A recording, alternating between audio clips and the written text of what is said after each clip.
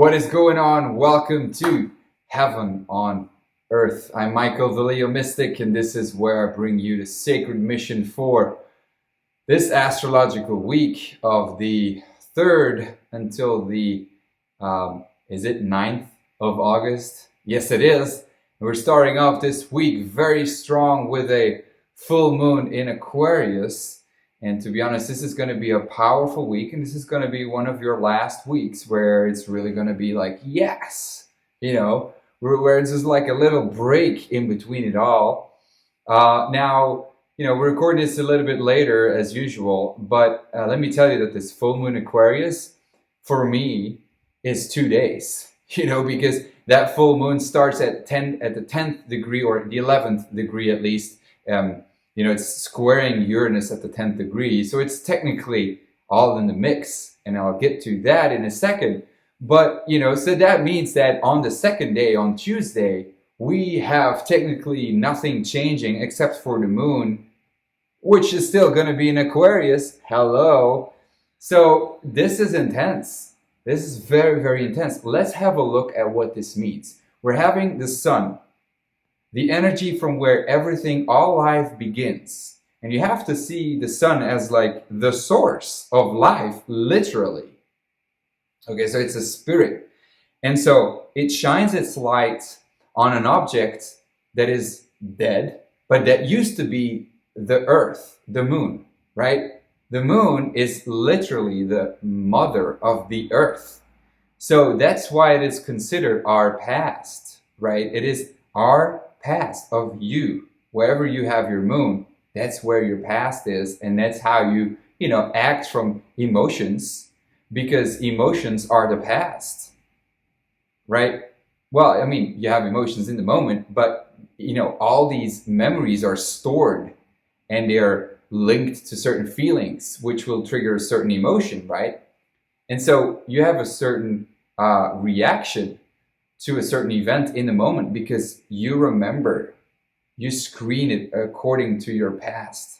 That's what I'm trying to say. So you have to think about, the energy of the sun, where everything begins and where we have to learn to shine, which is Leo right now. And the sun in Leo is about creativity and expressiveness and, your authenticity, your leadership in the role in the world. And not so broad per se, you just like where you shine, where you are on stage. It's like the metaphor for it. And so, the sun in Leo is shining, and, it shines on the moon, and it shines that energy of authenticity, of expressiveness, and yes, of ego or subjectivity on its opposite, the moon in Aquarius. So now there's this ego, this pride, this authenticity, this creativity, subjectivity that shines a light on objectivity. Uranus is objectivity. It is rebellion if it is taken to the extreme.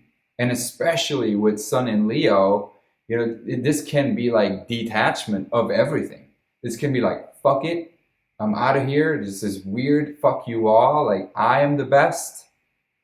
And so that's really the energy that could, if we come from ego, then that will be the energy. And that will be huge. And that's where like your ego is so fucking strong. So, but I think what the lesson here is really non-attachment. Detachment is you detach. Non-attachment is you are part of it, but you don't let it become you. And so that's where the sun in Leo shines its ego-ness, all right, on the past of your genius, of your creativity, of your uniqueness, seeing the future, like, the air quality of the mind, of the invention. So there's so much, if you think about the creativity from Leo, and Leo is the embodiment. Aquarius literally is just like, I don't want to have to deal with this. I know I'm genius, but let me just give back to the people. Whereas Leo is like, I am the one here who is the source of everything. And so there's this tension between these two, and they all can be taken to the extreme within you. So you have to be careful. Where are you feeling entitled? Or where are you too distant and taking too much, distance and become detached? Where are you not taking your role? Because that's the good part of Leo, that you embody it. But then Moon in Aquarius says, like, it's not mine. I mean, I embody it and I will express it. I will be the vessel, but it's not mine. And so we have to think about, where are we creative in our lives? And really, this is like putting out that creation and putting out, shining to the fullest without any fucking attachment to the role. That's the whole goal here. And we have it squaring Uranus. So that's the weird part of it. Moon in Aquarius, where Aquarius is led by Uranus, or, is the governor of Uranus. This is that rebellion nature. So now with this hard aspect, this becomes even more explosive, more unexpected changes. And, I think we have this aspect of Mercury opposite Saturn here.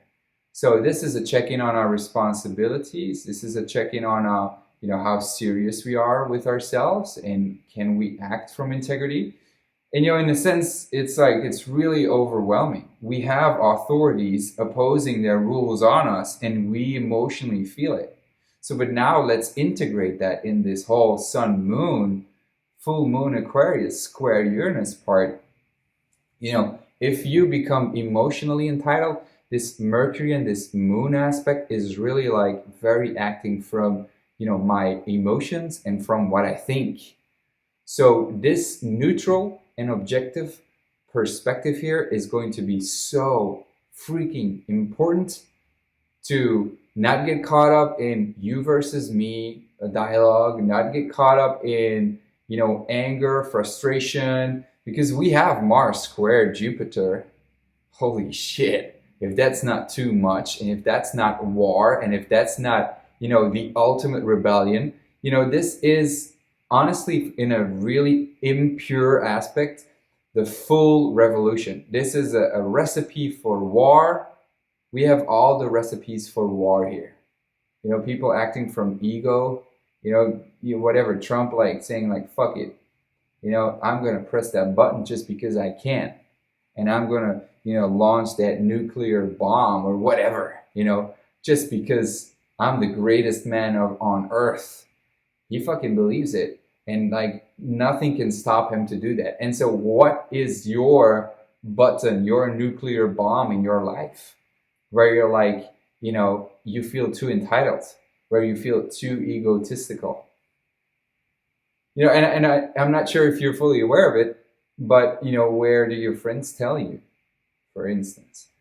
Now, I think if we can look at this from a very pure aspect, if we remain, I will my will to divine will, as the mantra for Leo is, and we can remain neutral and objective, but still embody our creativity and bring that creativity in the world, I think that Uranus and Taurus aspect is really going to bring us pleasant surprises, gifts. Taurus is physical manifestation, and Uranus brings lightning and shocks, and with this Aquarius full moon, the whole light is lit on our past. So where have we been genius? Where have we been creative? And where have we been neutral? And so those gifts will come, and this is the instant manifestation, instant physical manifestation of beneficial things. But on the contrary, where I think we need to learn lessons where our ego is too tight, where we are too hard on ourselves, and where we are starving ourselves from our creativity. I think we're going to be taught a lot of lessons there. And with Venus, on the North Node in Gemini, which makes, Uranus in Taurus. Let's have a look here, okay? Moon is in Aquarius. Moon in Aquarius makes Uranus important, but it's squaring Uranus, so there's tension there. I'm not home, and it's jittery, and we feel, woo, there's anger around the whole world, and there's frustration, and there's tension, friction, and it's when you bring electricity to your emotions, it's like lashing out. It's anxiety. It's so much. But then Uranus and Taurus makes Venus and Gemini important. So if that's why it's so important to come and, you know, focus ourselves on the neutral aspects of life, of compassion, of love, and, you know, yes, expressing these emotions and letting them come, and but for a sense, you know, just being the observer of the emotions, and you know, taking responsibility even if you make mistakes, but then it's still okay. You know, if you don't take responsibility, that's where the problem lies. So, but then Uranus and Taurus makes Venus and Gemini important. And now we have another element where Venus and Gemini is gathering information on the North Node, you know, on what we need to know in order to evolve and grow. So this is Uranus and Taurus bringing manifestations on a world level for us to know, like, you know, this is what we need. This piece of information is what I need to fit in here and fit in there so that I can evolve and grow, so that we as human beings can evolve and grow. And so that's why that is gonna, it has got to do with COVID-19. It's got to do with 5G, with all these things. And I think a lot of revelations will come to truth this week. And we're going to see a lot that we, like, Venus is out of shadow period. So we haven't seen this before. So this means that it's going to be plain new information, and people will finally fucking get it because of that Sun, Moon, Uranus connection. And so that points to Scorpio. Scorpio, you know, is the deep truth.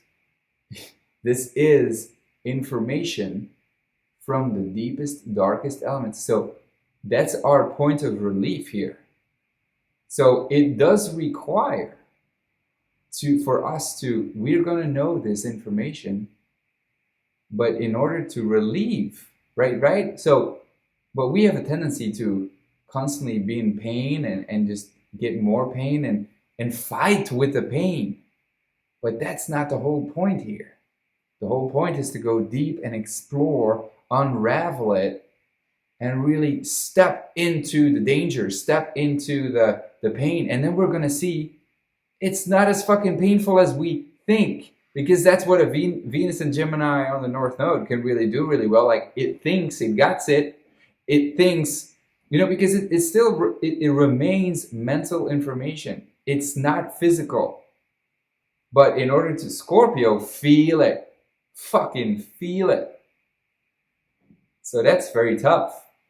And it requires, but those who do the work and really delve deep and, you know, take those emotions of fear, of entitlement, of where you know, are too hard on yourself, and others go deep and really fucking look at it, those will get the reward, and those have the relief. So in a relationship too, Venus and Gemini, Venus, relationships, and Gemini, conversation, openly conversating, coming out of that, you know, discussion mode where, like, let's honestly look at this point where it's going wrong. Let's express, let's have, you know, feedback in a very constructive manner. You know, that's the relief this week, honestly. And I know, you know, the universe, or at least, you know, we human beings, because of where we are, it has required us to look at so much shit. But that's what 2020 is all about. And we have to get through this. And I know you probably don't want to look anymore because it's just so, well, you just got to keep going. Because these are thousands of years that you and I are responsible for, because we have been here in previous lifetimes and have caused this. We have contributed to this. This is atonement at one mind. You know, you are part of this all. You have contributed in the whole field of the universal mind. There's one universal mind where you are the musician. You know, it's not that life is happening to you. You are part of the whole song universe verse means song, uni one.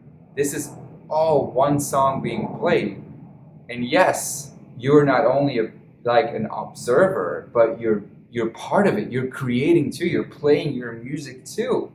And you've done that countless lifetimes, and that has been like, that is all in the ether, that is all in the atmosphere here, and you have to live it again and work with it again over and over. And so you're cleaning your own shit. We're all cleaning our own shit. So, but that's the beauty of it. We can, correct it, or we can at least not correct it. I don't think that's the right word, but we can transform it into something better, bigger, but into genuine love.